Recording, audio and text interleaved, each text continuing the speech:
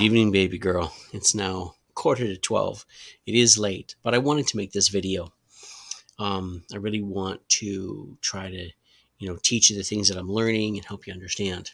So this coming Saturday, I have a Bible study set up that I'll be doing with a pastor on YouTube Live, and we'll be live streaming it, and we'll be studying together. Now, this pastor is a Baptist pastor, and I wanted somebody who doesn't believe the same as me or the Seventh-day Adventist Church to argue against me, to bring his Bible text, bring his Bible verses, and I'll bring mine, and really try to wrestle out this topic, to wrestle out actually many topics. And right now we're going to be focusing on the dietary restrictions that the Adventist Church adheres to, and right now specifically around the pork and clean meats and so forth. I would like to really discuss that with him, and then invite you to watch afterward. I expect this will be long, but we're going to be focusing on Bible study, and I'm really interested in getting down to the truth, really focusing on the truth. And I'm wanting this because it'll push to clarity. It'll really push to clarity. And then we're going to tackle multiple topics. And I'm going to be playing the position of defense. I'm going to be trying to defend the beliefs of the Adventist Church, and he will be trying to undo them. And what I'm wanting to focus on is, what does the Bible actually teach? What does the Bible actually say? And if I'm wrong, I'm wrong in what I believe, or the new conclusions I've even been coming to, so that it will be really clear. And this is something I've been looking for some time now.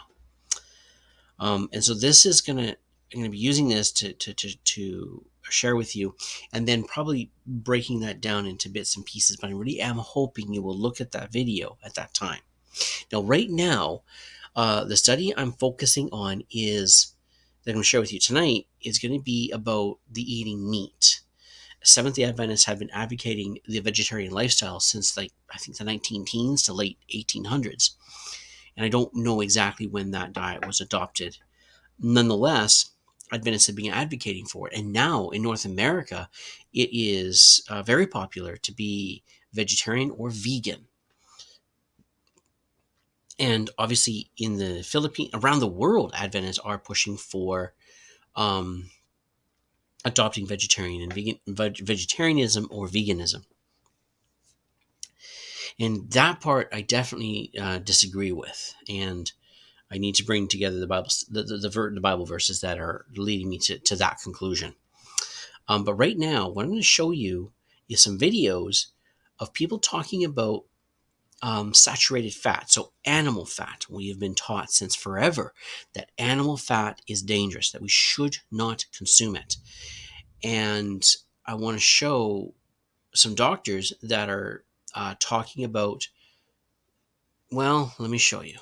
I'll sit here and talk all day. For the last 50 or 60 years, we've all been operating under this paradigm that came from the research of a doctor who basically cherry-picked a lot of his data and massaged a lot of his data to prove, in his estimation, that saturated fat and animal fat was bad for human beings. And that's actually another chapter in the book about saturated fat and how that myth got started, or how that lie got started.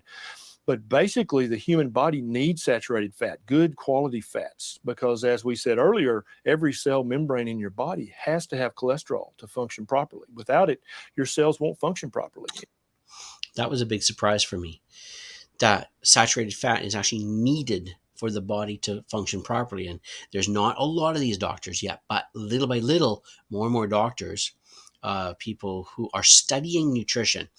Now, it should be noted that doctors do not get very much nutrition training in their training to become a doctor.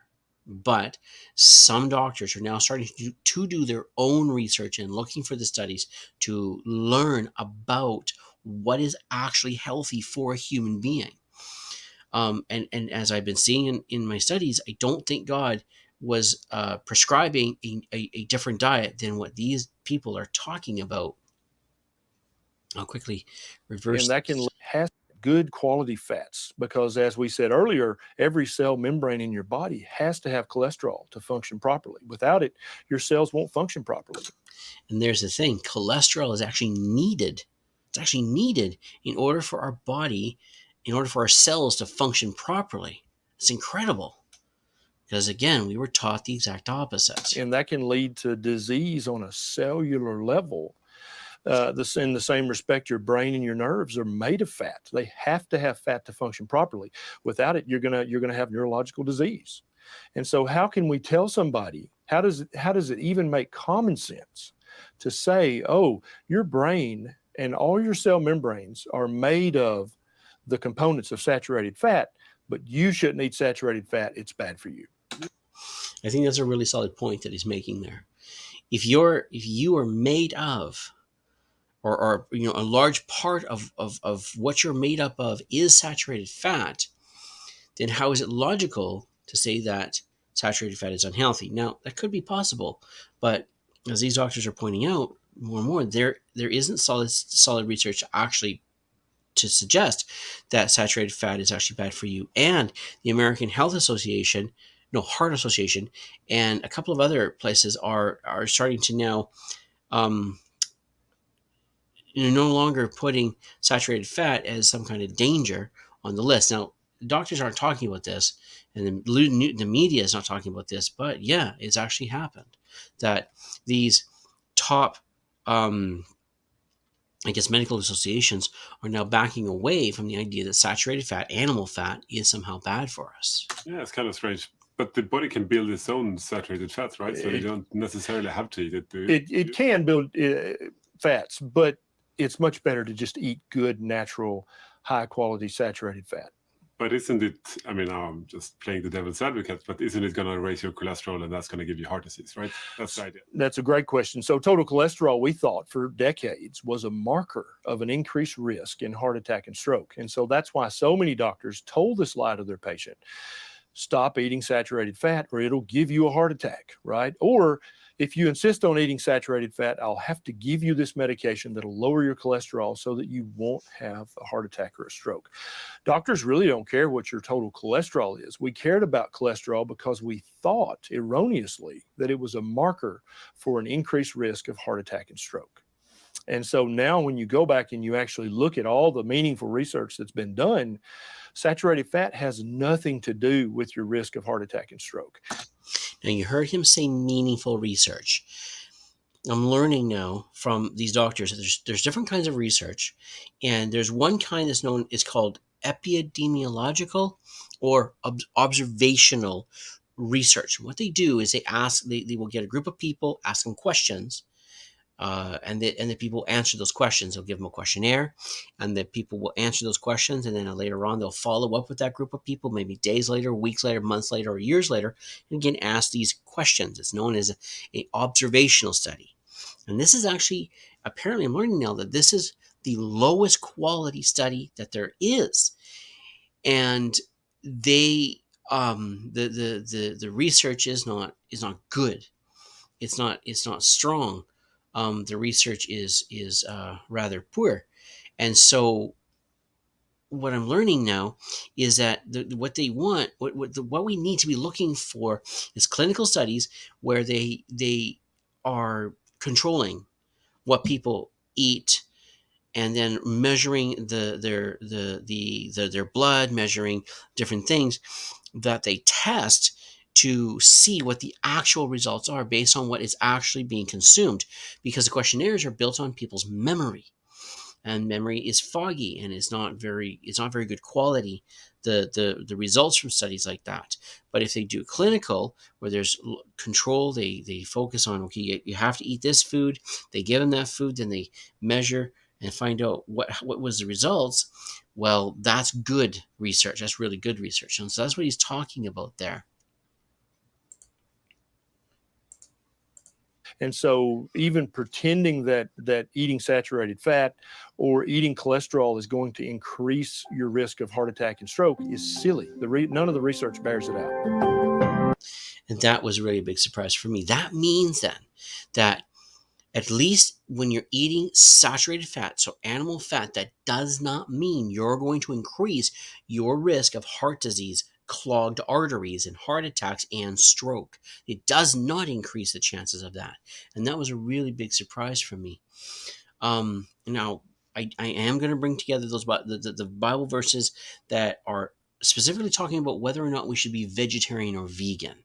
That's the study. Those are the Bible verses I'll bring together, and I'll show those to you about what the Bible actually says about whether or not we should be consuming or focusing and trying to have a vegetarian diet.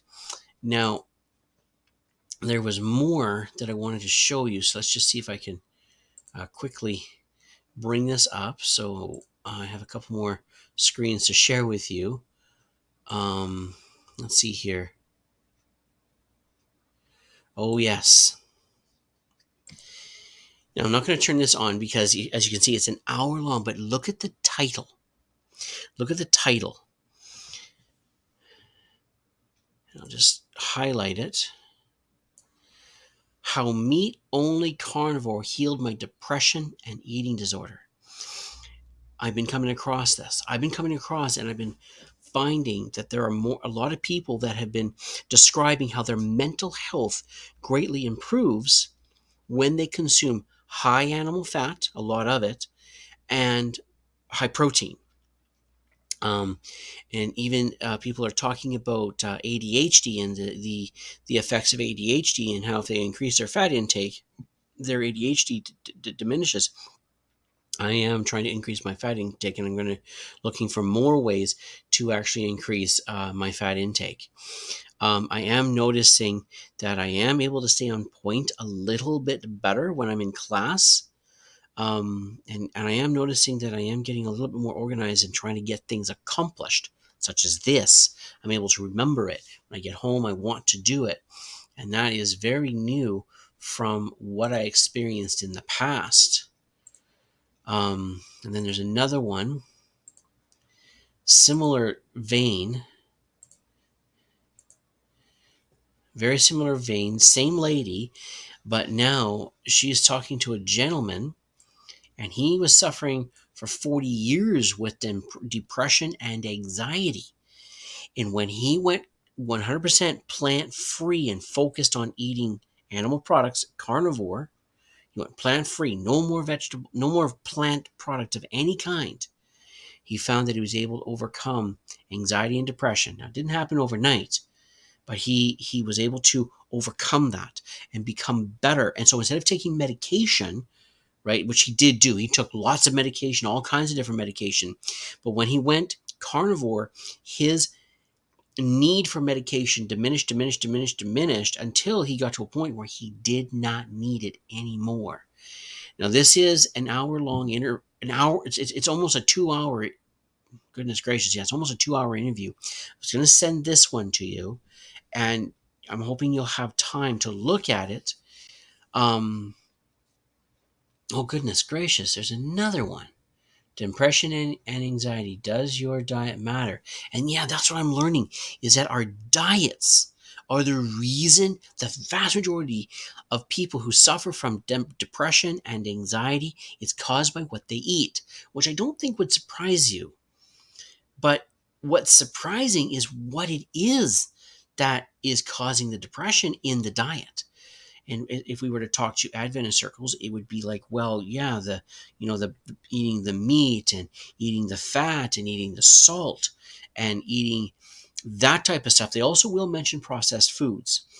And admittedly, if you do omit the processed foods, that's like your sugars and your highly processed carbohydrates and noodles and pasta and breads and things like that, that does have a very big negative effect on one's health, mental health and other areas. But increasing one's fat, animal fat, and protein intake increases your mental health significantly.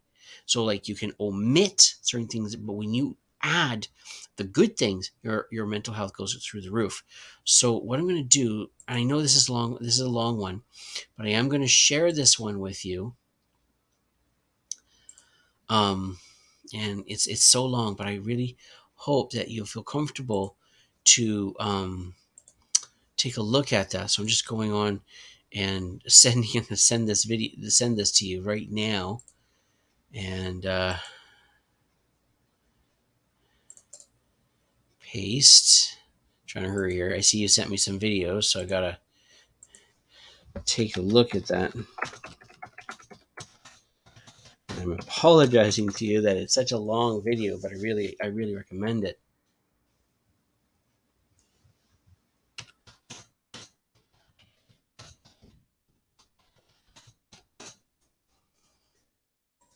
That's sent to you, and so then hopefully the other videos that you will see what you think of those.